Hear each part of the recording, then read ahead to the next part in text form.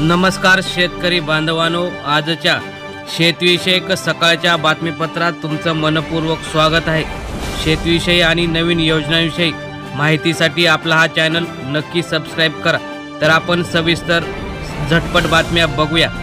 शेतीमाल गोदाम पावती योजनेला येणार बळकटी। बँकांनी कर्ज पुरवठा वाढवण्यासाठी 1000 कोटींची थक हमी दिलेली दिसत आहे, त्यामुळे शेतकऱ्यांना दिलासा मिळालेला आहे। त्यानंतर दुसरी बातमी बघूया। पंजाबात शेतकऱ्यांचे रेल रोको आंदोलन। त्यानंतर महत्त्वाची बातमी, राज्यात द्राक्षांचे नेमके क्षेत्र किती?